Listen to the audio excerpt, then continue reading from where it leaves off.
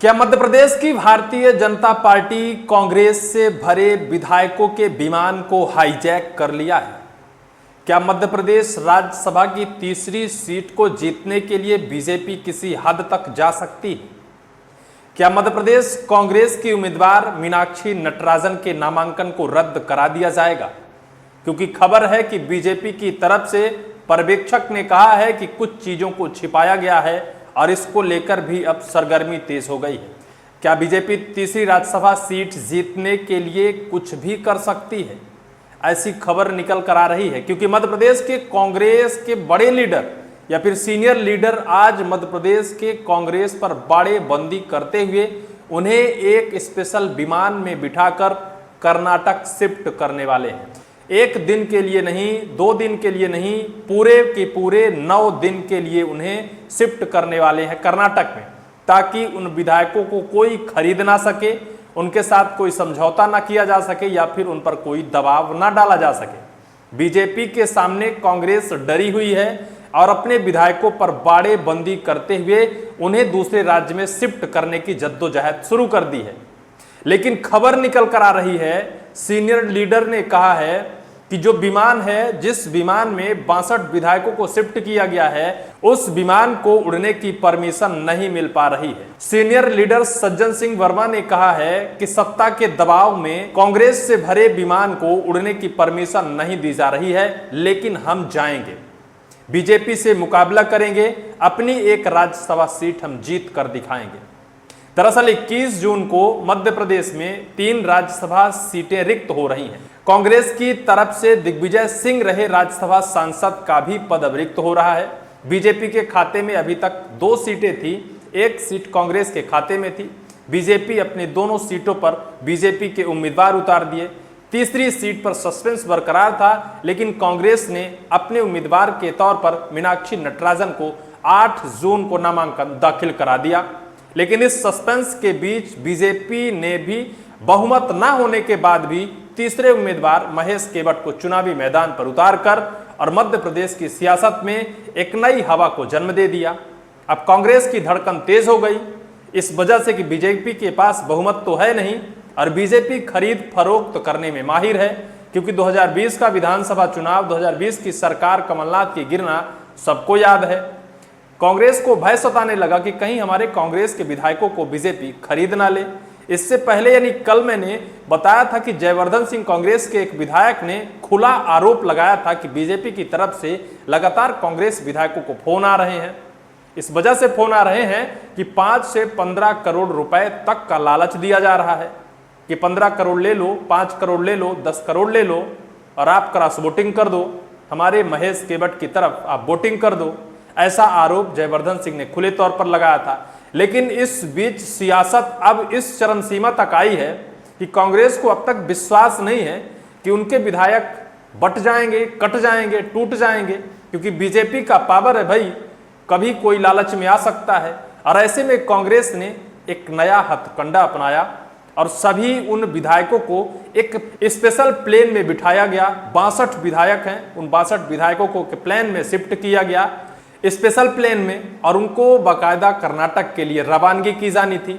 लेकिन इस बीच खबर ये आ जाती है कि जिस प्लेन में उन विधायकों को बिठाया गया है, उस प्लेन को उड़ने की परमिशन नहीं है। अब जो है ये खबर तेजी से वायरल हो रही है कि सत्ता के दबाव में प्लेन को हाईजैक किया जा रहा है, उन विधायकों को बाहर शिफ्ट होने से रोका जा रहा है।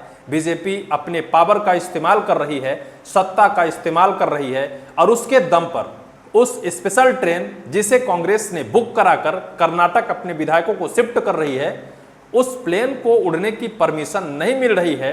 अब राजनीति घमासान में बदलती जा रही है, क्योंकि अब बीजेपी अपने पावर का इस्तेमाल करने लगी है। क्योंकि बीजेपी का तीसरा कैंडिडेट आखिर जीतेगा कैसे? हाँ, सबसे दिलचस्प बात यह है कि कांग्रेस इन विधायकों को 9 दिन के लिए यानी 9 जून से 17 जून तक के लिए कर्नाटक भेज रही है। लेकिन अगर 17 जून के बाद आकर वो बीजेपी की तरफ क्रॉस वोटिंग कर देते हैं तो कांग्रेस की ये चाल धरी की धरी रह जाएगी।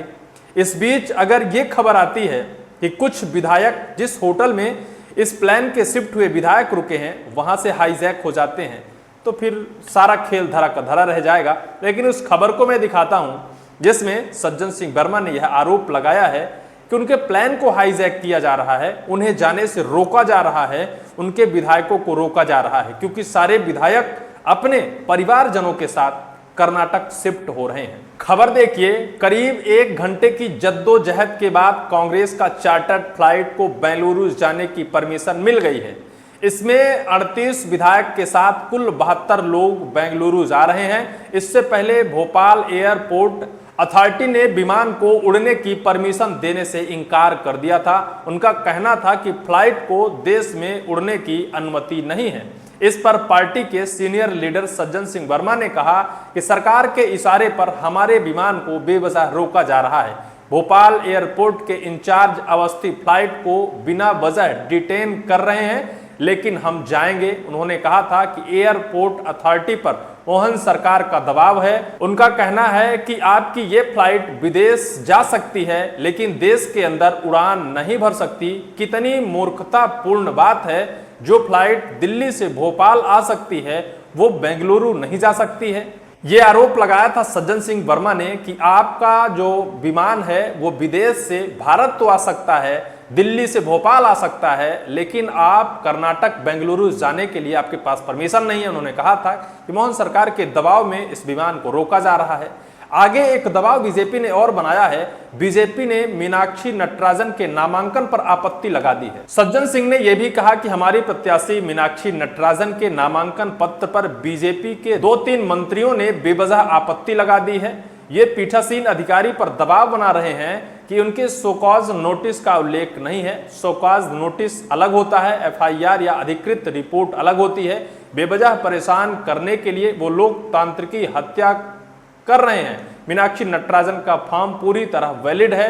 मैं मोहन सरकार से अनुरोध करता हूं कि बड़ा मन रखो, आपको राज्यसभा में जाने वाले 2 लोग हैं, हमारा एक ही कैंडिडेट है, संविधान का उल्लंघन मत करो। तो सज्जन सिंह वर्मा ने भारतीय जनता पार्टी ने मोहन सरकार पर आरोप लगाया है कि उनके प्रत्याशी मीनाक्षी नटराजन के उस फॉर्म को इनवैलिड कहा जा रहा है क्योंकि उसमें सो कॉज नोटिस का उल्लेख नहीं किया गया है। इसके अलावा भी जिस तरह से उनके विमान को रोकने का प्रयास किया गया, इसके अलावा भी जिस तरह से एक विधायक ने आरोप लगाया कि हमारे विधायकों के पास फोन आ रहा है, करोड़ों रुपए का ऑफर दिया जा रहा है, तो निश्चित तौर पर मध्य प्रदेश की बीजेपी में घमासान मचा है। देखना अत्यंत दिलचस्प होगा कि कांग्रेस के विधायक विमान में बैठकर कर्नाटक बेंगलुरु तो जा रहे हैं, लेकिन इसके बाद क्या कुछ सब ठीक रहेगा? क्या उनकी राज्यसभा उम्मीदवार मीनाक्षी नटराजन को जीत हासिल होगी? क्योंकि इसके बाद भी बीजेपी शांत और चुप बैठने वाली नहीं है। एन केन प्रकारेण यह हासिल करने वाली मध्य प्रदेश बीजेपी की सरकार है।